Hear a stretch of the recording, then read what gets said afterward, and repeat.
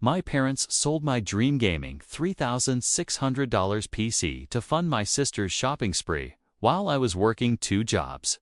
So I packed my things and moved out forever. I'm 22 and I've been into gaming and PC building for as long as I can remember. It's not just a hobby. It's been my passion since I was a kid.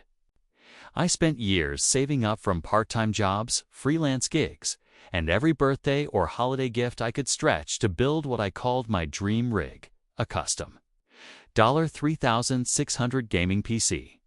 It wasn't just about gaming. I've already used it for freelance graphic design, which helped me earn extra cash and learn skills for the future. Now, let me introduce you to my family. My parents are the classic, we know what's best types.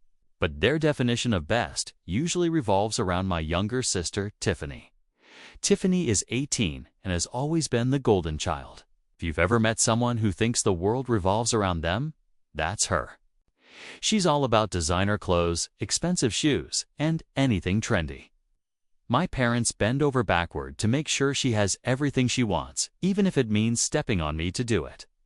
I grew up in a house where it was always clear Tiffany came first. If money was tight, it meant I had to give something up. My mom would say things like, "You're older, you can handle disappointment better." Or "You're a boy, you don't need as much."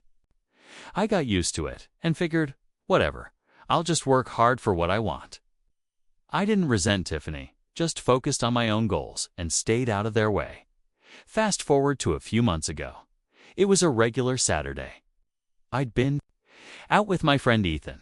He's my best buddy and the guy I game with the most. We were talking about the next big gaming tournament we wanted to join and even brainstorming strategies for how we'd dominate. I got home that afternoon, ready to hop on my PC and start practicing. But when I walked into my room, there was a surprise. My desk was empty. My PC, my monitor, my peripherals, everything was gone. For a second, I thought I'd been robbed. But nothing else in the house seemed out of place. I ran downstairs to find my parents sitting in the living room, casually chatting over coffee like it was just another day. "Hey, where's my computer?" I asked, trying not to freak out. Mom glanced at me, not even remotely bothered. "Oh, we sold it," she said. I stared at her, trying to process what I just heard. "You what? Sold it? What do you mean you sold it?" Dad sighed, like I was being dramatic. "Your sister needed new clothes for an event. We didn't have the money, so we sold the computer. It was just sitting there. Just sitting there." My voice got louder. That computer wasn't just sitting there. I worked for years to build it. I use it for my freelance work. "Don't take that tone with us," Mom snapped. "We're your parents, and we did what was best for the family. Tiffany has an important event, and you can always save up for another computer." I couldn't believe what I was hearing. Save up for another one. Do you even understand how much time and effort went into building that PC? And what about my work? How am I supposed to meet deadlines now? And what is this event for Tiffany that's more important than my computer? Dad, in full dad mode, waved me off. Freelance work isn't a real job anyway. You spend more time playing games than working. They always said that, and I didn't care. Gaming was part of my life. Sure, but that PC wasn't just for fun. It was how I earned money and built something entirely my own. The fact that they couldn't see that or didn't care was like a slap in the face. I stormed back to my room, but I couldn't calm down. I texted Ethan to tell him what happened. He was just as shocked. "Dude, that's insane. They didn't even ask you first." "Nope, just sold it for Tiffany's stupid event," I replied. "She's so spoiled, man. You should have hidden the PC or something." Hindsight, right? But at that moment, all I could think about was how years of effort were wiped out in an instant. And no one in my family seemed to care. That night, I decided to confront Tiffany. I walked into her room, and there she was, spinning around in front of her mirror in one of her new dresses. Do you even know what Mom and Dad did to buy you all this stuff? I asked, leaning against her doorframe. She barely glanced at me. What are you talking about? They sold my computer, my $3,600 gaming rig gone, just so you could have your designer haul. She shrugged, still admiring herself. So, it's just a computer. You can always build another one.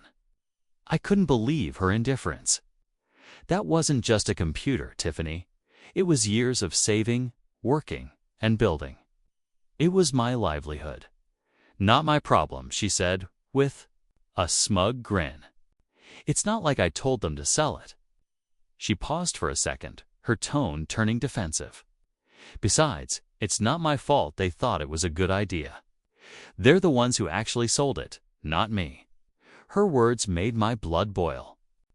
You mentioned it, didn't you? You knew exactly what they did, and you let it happen. Tiffany rolled her eyes like I was being dramatic. Oh, please, don't act like I control what Mom and Dad do. They sold your precious little computer. It's because they thought it was the best choice. That's on them, not me.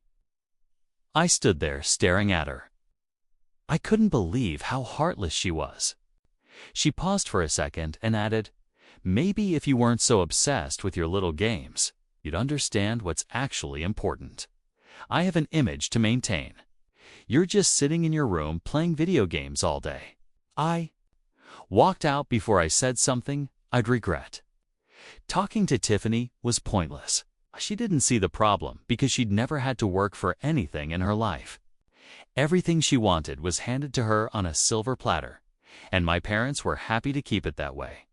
Over the next few days, things at home were tense. My parents acted like nothing happened, while Tiffany paraded around in her new clothes. Every time I thought about how casually they decided to sell something so important to me, frustration grew. Ethan kept checking in, trying to keep me grounded. You gotta do something, man. Don't let them get away with this.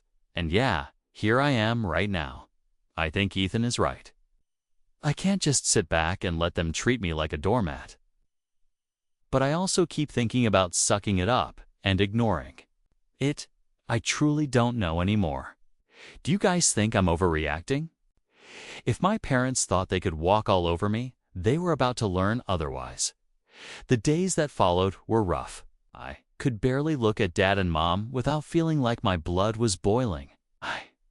Every time Tiffany waltzed past me, flaunting her designer haul, it was like she was rubbing it in my face. I tried to avoid them as much as possible. Holed up in my room with my old beat-up laptop. I used it to get by with freelance work, but it was so slow, like using a toaster to bake a cake. It was a far cry from my custom-built PC, and every time I struggled to meet a deadline or fix a crash, my frustration grew. Ethan was a lifeline. During all this, he kept me sane when I felt like I was drowning in anger. He'd call me up at random times just to check in or talk about something completely unrelated, like the latest game updates or a funny meme he'd seen. One night, as I was venting to him again about how ridiculous my family was being, he said, "You know what? It's not personal, Sonny. It's strictly business. Except in your case, they made it personal, and now they're treating it like business. It was personal. This wasn't just some financial transaction. This was my family showing me exactly where I stood in their priorities." At that moment, I realized I had to do something, not just to get my computer back, but to make them see they couldn't keep treating me like an afterthought. So I gathered every piece of proof I could find that the PC was mine. Receipts from the components I'd bought, photos of the build process, and even screenshots of my freelance earnings to show how important it was for my work. I also reached out to the person who had bought the PC. They were sympathetic but firm. No refunds unless I paid them back the $1,200 my parents had sold it for. And here I am right now. I'm actually thinking about letting it go. It seems like too much trouble, and honestly, the thought of confronting my parents again makes me want to smash my head against a wall. Do you guys think I'm overreacting? Should I just suck it up and move on? Update 1. Hey folks, I didn't think things could get messier, but somehow they have. As I told you before, I was torn between choosing to stay silent or confronting my family. But then Ethan reminded me, if you don't stand up for yourself now, they'll just keep doing it. They'll think they can take whatever they want from you whenever it's convenient for them. He was right. This wasn't just about the PC anymore. It was about respect.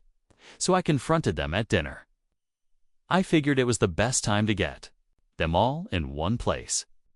I sat down at the table, staring at my parents while Tiffany scrolled through her phone, completely oblivious. Mom was mid-sentence about some neighborhood gossip when I cut her off. "I want my money back," I said. Placing a folder of documents on the table, Dad raised an eyebrow. "What money?" "The $1,200 you got from selling my PC," I said firmly. "I built that computer with my own money. Legally, it belongs to me. You had no right to sell it." Mom let out an exaggerated sigh like I was a toddler throwing a tantrum. "We've already been over this. Your sister needed help, and we made a decision as a family." "No. You made a decision for the family without asking me," I shot back. "That's theft, plain and simple." Dad leaned back in his chair, his face darkening. "Watch your tone, boy. We're your parents.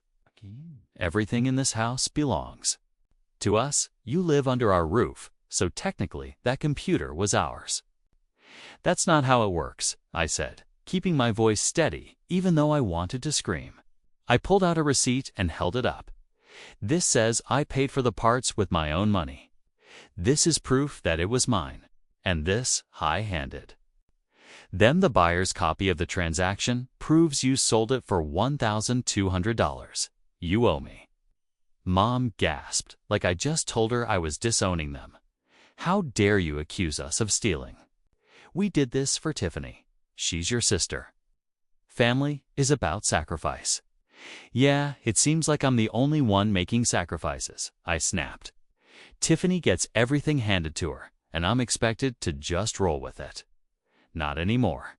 Either you pay me back, or I'll take legal action." "You wouldn't dare," Mom hissed.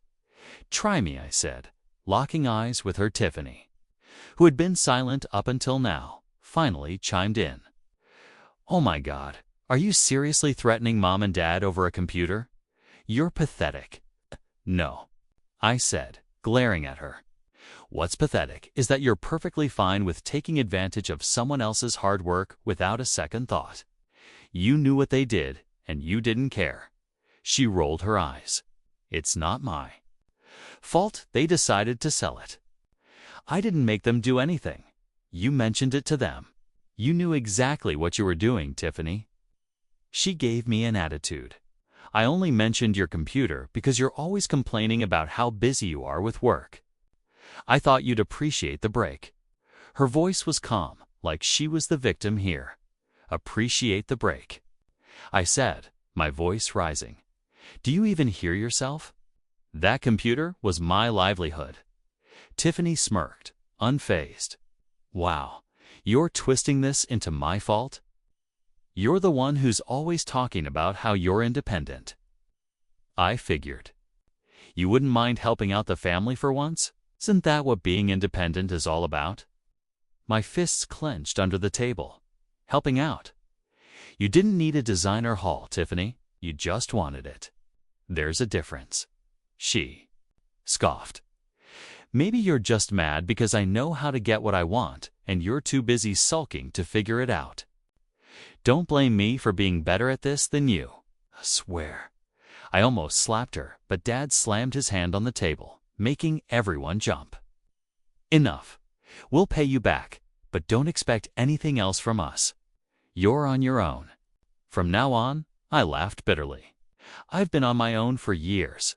The difference now is I'm done letting you take advantage of me." The next day, they handed me $1,200 in cash, their faces tight with anger. I took the money without a word. It wasn't a victory, but it was a step forward. I contacted the buyer again. and they agreed to sell the PC back to me for the same price. Picking it up felt like getting a piece of my identity back, but as much as I loved having my rig again, I now know things won't go back to the way they were. My parents and Tiffany aren't going to change, and I can't keep living under a roof where I'm treated like a second-class citizen. It's time to figure out my next move. I'm honestly thinking of moving out. Is it a good idea, or am I putting myself in more trouble? Trend update 2. Hey again. So after my last update, I started brainstorming ways to get out. I knew moving out wasn't going to be easy. I didn't have a huge savings cushion, and rent wasn't cheap. But I had my freelance work, and I was determined to make it work. I called Ethan. He had been my sounding board through this whole mess. And I knew he'd have ideas. Dude, you need to get out of there, Ethan said as soon as I told him my plan. You can crash at my place for a bit if you need to. Thanks, man, but I think I need my own space. I've been living under their thumb for too long. I just need to figure out how to manage it financially. Ethan was silent for a moment, then said, what if you double down on your freelance stuff? You're good at it, and there's definitely demand out there. You could even start streaming again. He wasn't wrong. I dabbled in streaming before, but life had gotten in the way.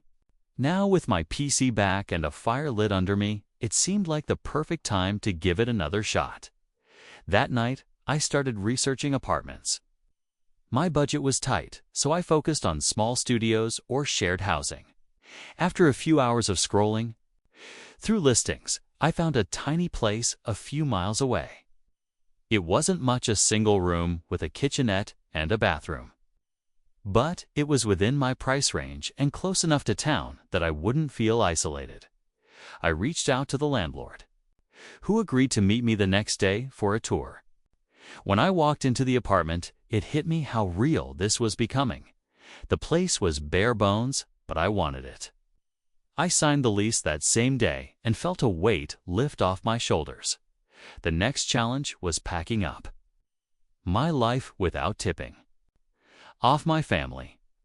I wasn't planning on making a dramatic exit, but I also didn't want to give them a chance to guilt-trip me into staying. Over the next week, I slowly started moving my stuff out. I'd take a box or two at a time and stash it at Ethan's place until I was ready to make the final move. Meanwhile, I dove headfirst into freelancing and streaming. I updated my portfolio, reached out to past clients, and even started advertising my services on forums and social media. The response was better than I expected, and within days, I had enough work lined up to cover my first month's rent. As my move-out day approached, I started avoiding my family as much as possible. Tiffany didn't seem to notice. She was too busy flaunting her latest designer bag on social media. My dad and mom, on the other hand, seemed to sense something was up. They started dropping little comments at dinner, like, "You've been awfully quiet lately," or "You should let us know if you're planning anything big." I brushed them off with vague answers, but I could feel their eyes on me. The final straw came 2 nights before my move. I was in my room packing up the last of my gear when my mom knocked on my door. "Can we talk?" she asked, stepping inside. Before I could even answer, "I don't really have anything to say to you," I muttered, shuffling papers on my desk. "Just hear me out," she said, sitting on the edge of my bed like everything was normal. "You have to understand, we didn't sell your computer to hurt you. Tiffany mentioned it when we were trying to figure out how to help her. She said you didn't use it that much anymore and that it was worth a lot of money. We thought maybe it was a good idea." I turned to face her, my jaw tightening. "So you're saying this was Tiffany's idea?" She sighed, looking almost guilty. "Not exactly, but she suggested it and we thought she made a valid point. You've always been so independent. We thought you'd understand." Her words made my stomach churn. Tiffany had planted the seed, and my parents had just run with it. "You thought I'd understand," I said, my voice sharp. Understand that you sold something I worked years for because Tiffany wanted a new wardrobe. Mom flinched, but didn't respond. Instead, she stood up and left, as if her half-hearted explanation was supposed to make it all better. That's the kind of person Tiffany was. She twists things to get what she wants. She'd act innocent, drop a hint here and there, and suddenly her ideas became my parents' plans. The morning of my move came faster than I expected. I loaded up the last of my boxers and left a note on the kitchen counter. It wasn't dramatic, just a few lines explaining that I needed space and time to focus on myself.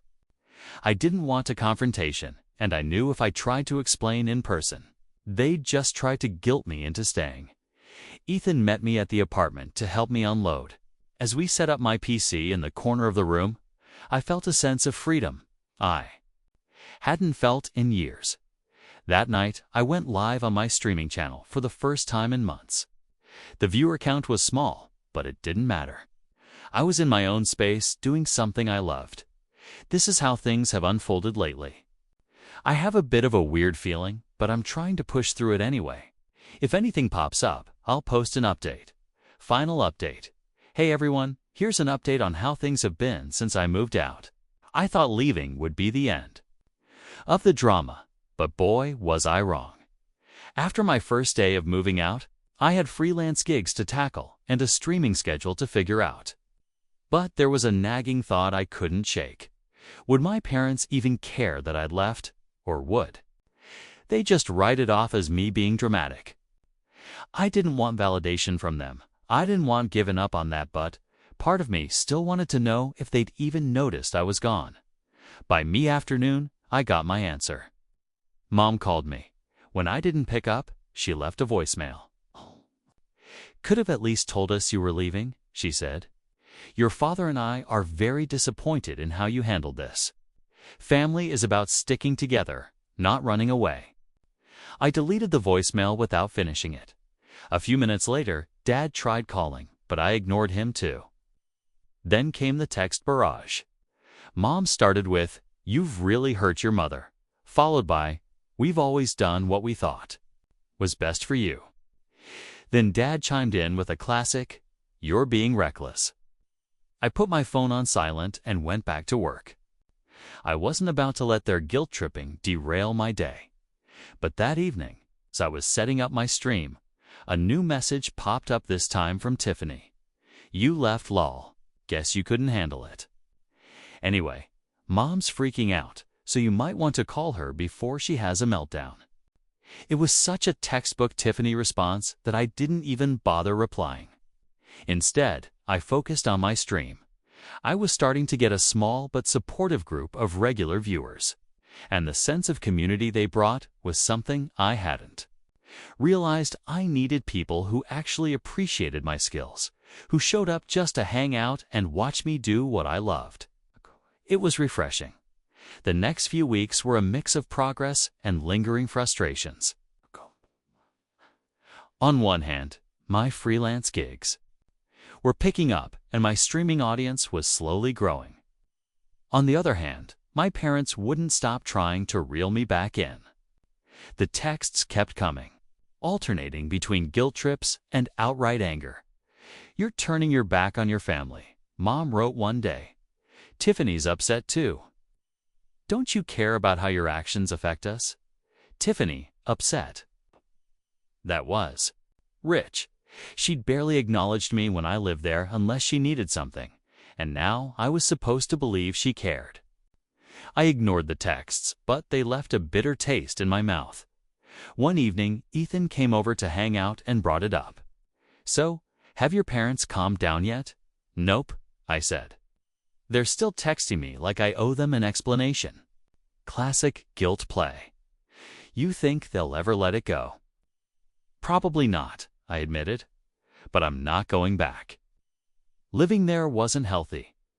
They don't respect me, and they never will. Ethan gave me a knowing look. "Yeah, but have you told them that?" I paused, realizing he had a point. I'd been ignoring them, but I hadn't actually confronted the root of the problem. Part of me didn't want to because I knew it wouldn't change anything. But maybe, for my own peace of mind, I needed to say my piece. The next day, I sat down with my phone and started typing. It took me a while to find the right words, but eventually, I sent a message to my parents. I've made my decision, and I'm not coming back. This isn't about being selfish. It's about doing what's best for me. I've spent years feeling like my needs didn't matter, and I can't keep living like that. I hope you'll respect my choice, but if not, I'll still be moving forward. Without you, I hit send and immediately felt a weight lift off my shoulders. I wasn't expecting a positive response and I didn't get one.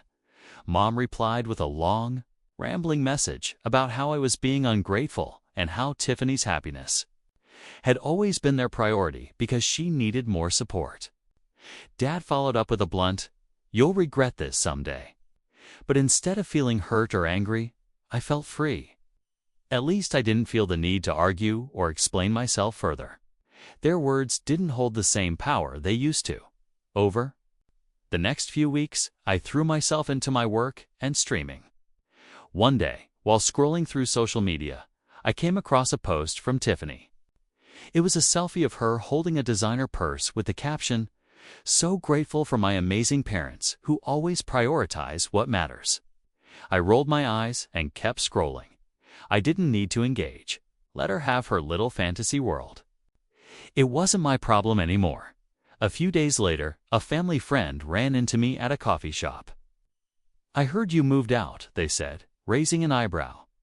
"Your parents are having a tough time. You know they've been asking everyone for help." I frowned. Help? What do you mean?" "They've overextended themselves buying things for Tiffany," the family friend said. "I think they believed you'd still be there to help out and cover the costs." I shrugged, taking a sip of my coffee. "That's unfortunate," I said, meaning it. It was unfortunate for them. For me, I'm doing great without them. After that conversation with the family friend, I couldn't help but feel a strange sense of validation. My parents' finances falling apart wasn't something I took joy in. It just confirmed what I'd known for a long time. They'd prioritized Tiffany's wants over the family's stability for years, and now they were dealing with the consequences. Meanwhile, I was finally learning what it meant to be independent, and I wasn't about to let their choices drag me back into their chaos. That didn't stop the guilt trip texts from coming, though. Mom's messages became more desperate. "We're struggling here, and you've left us to deal with everything on our own." Then there was Dad's favorite line, "If you were a good son, you'd help your family in their time of need." A good son that was rich, coming from someone who couldn't even acknowledge my hard work, let alone respect it. Tiffany stayed silent though. She didn't reach out, and honestly, I didn't expect her to. She probably figured she'd let our parents do the heavy lifting and wait for me to cave. One day, Ethan came over again. He had a grin like he had something big to tell me.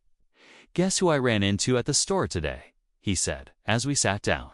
"Who?" I asked, already knowing it was probably someone connected to my family. "Your mom," Ethan said, chuckling. "She cornered me by the frozen pizzas and went on this whole rant about how you've abandoned them. She even said you're being influenced by bad company, which I'm assuming is me." I rolled my eyes. Of course she did. "What did you say?"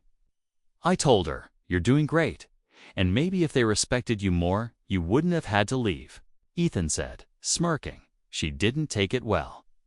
I laughed, but inside, it stung a little. Not because of what Mom said at this point.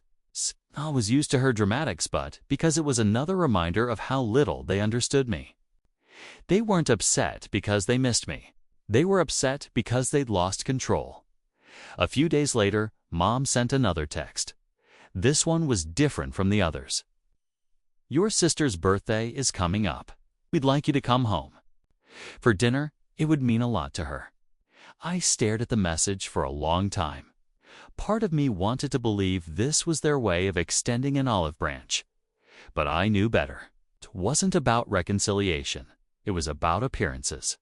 They wanted to play happy family for a night, and I was supposed to pretend everything was fine. I showed Ethan the text, and he shook his head. "Don't do it, man. They're just going to pull you back into their drama." "I know," I said, sighing. "But if I don't go, it's just going to give them more ammo to say I'm the bad guy." "Who cares what they say, Ethan?" Shot back.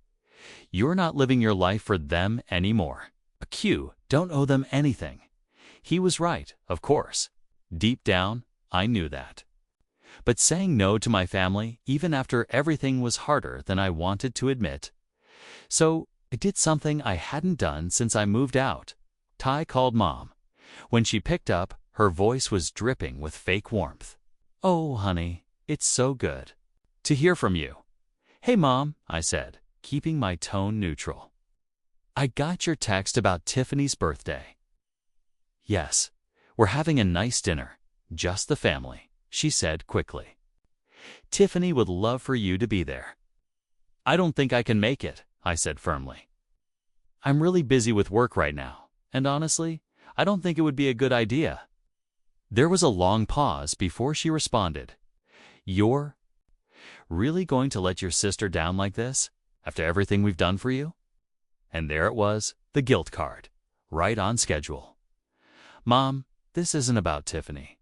It's about the fact that every time I try to have a relationship with you guys, it feels like I'm the only one putting in any effort.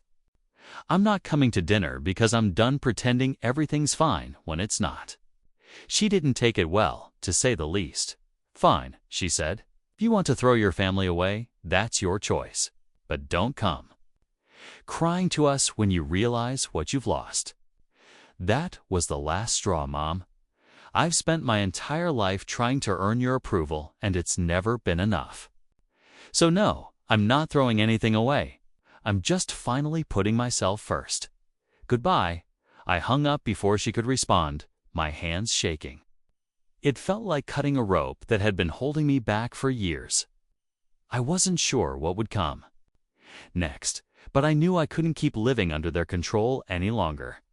After that call, I blocked Mom and Dad's numbers. It wasn't an easy decision, but I knew it was necessary. The constant texts and calls weren't helping anyone, and I needed space to focus on my own life. Tiffany didn't even bother reaching out, which honestly made things easier. With the family drama out of the picture, I was able to throw myself fully into my work and streaming. One night, while I was streaming, someone in the chat asked, "What made you start streaming?" For a moment, I hesitated. I hadn't talked about my family situation publicly. It felt too personal. But then I realized it didn't matter. I started streaming because it's something I'm passionate about, I said, but also because I wanted to prove to myself that I could build something on my own without anyone holding me back. The chat lit up with messages like "Respect" and "You're an inspiration, dude." It felt good to know people appreciated what I was doing, not just for the gameplay, but for the story behind it. As the weeks turned into months, I noticed I wasn't angry anymore. I still didn't want a relationship with my parents or Tiffany, but I didn't feel the need to dwell on it. Cutting ties had given me the peace I needed to move forward, and for the first time, I felt truly free. One day, Ethan and I were hanging out, and he asked, "So, do you think they'll ever apologize?" I shrugged. Probably not. Probably not. But honestly, I don't need them to. I'm finally living my life on my own terms, and that's enough for me. And it was. Now I'm building a life where my hard work is valued and my passions are celebrated, not dismissed. To anyone reading this and dealing with something similar, you don't have to stay where you're not respected. You deserve better. And walking away isn't giving up. It's choosing yourself.